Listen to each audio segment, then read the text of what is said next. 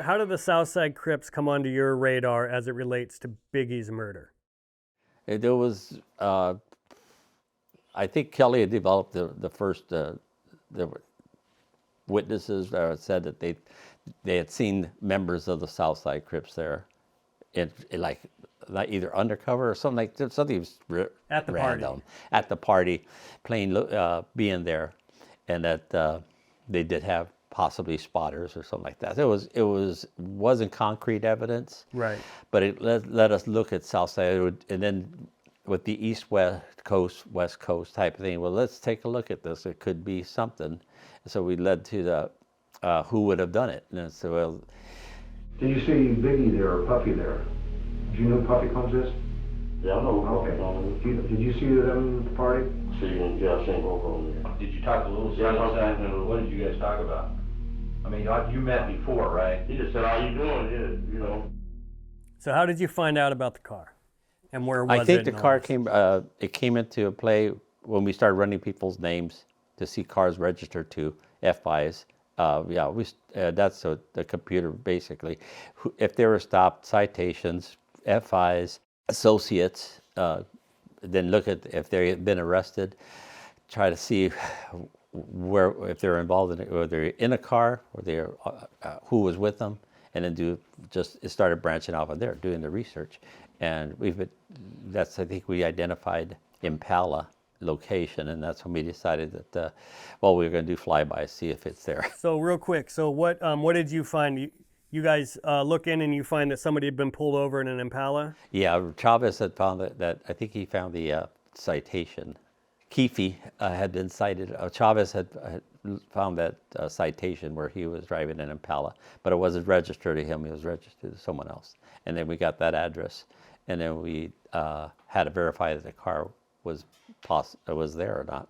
So you're hearing that there might be a car there. How do you hear? Someone comes forward and tells you that they think there's a car there? Or? Well, there's a car covered up in the backyard. That's what you heard from somebody, like an informant or something? Yeah, I believe it was. Yeah. Just someone said that there's a car, it's in the back of this house. And that was where I think the car was registered to. A Impala car was registered there, but it was covered up. So So what are you thinking at that point? Okay, I'm thinking we might have the car that was involved in the shooting. Because that's suspicious? Yeah, very suspicious. It was clicking that if Keffe's involved, and there's Impala, and it's being hidden, it's possibly that this is all going to pan out. So what we needed to know is verify if there's an Impala underneath that tarp.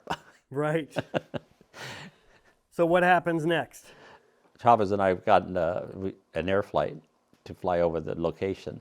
And when we did, there was tarp was covering a car in the backyard. And we said, how are we going to, we can't approach it on foot to do that. So let's see who we can get to do it. This is Chavez and I just talking. Sure. So we landed. I don't think it was the same day.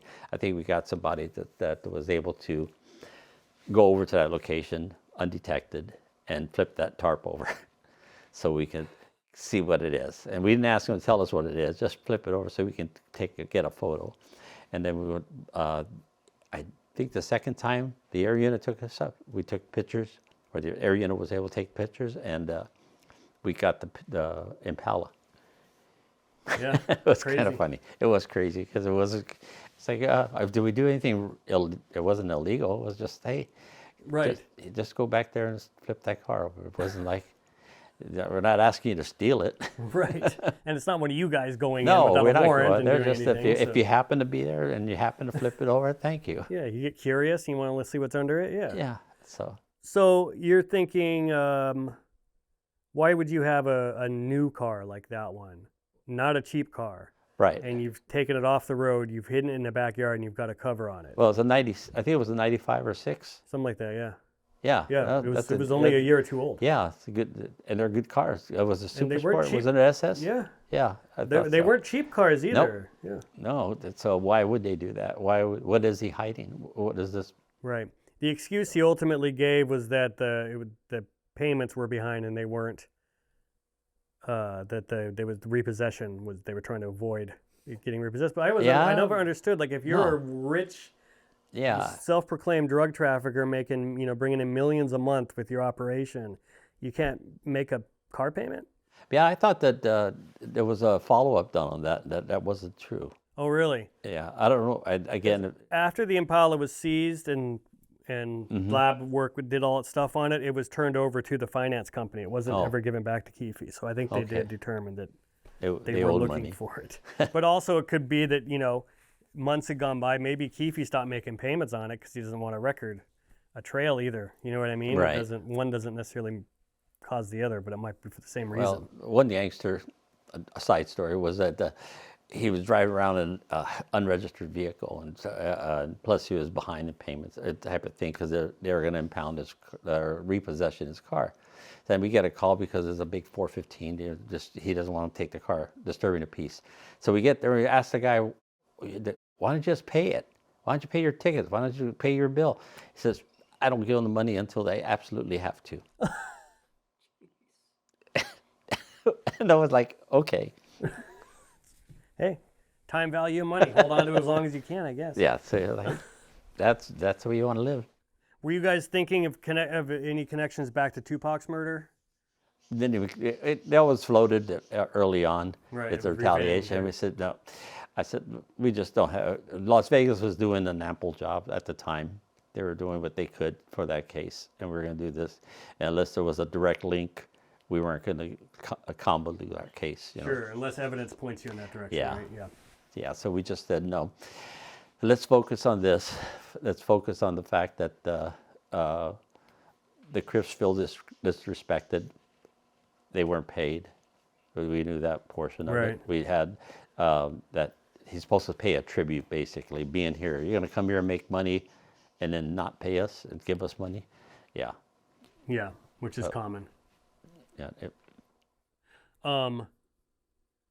So you guys were looking at the Southside Crips or Suge Knight, basically. It seems like that's Yeah. who was always kind of this. Whoever pulled the trigger, it was one of those two behind it. Or Exactly. One of the. Yeah. All roads lead back. Even there's different conspiracy theories out there, and almost all of them always still come back to Suge. Suge They Knight. just differ on who they think he had do it. Yeah.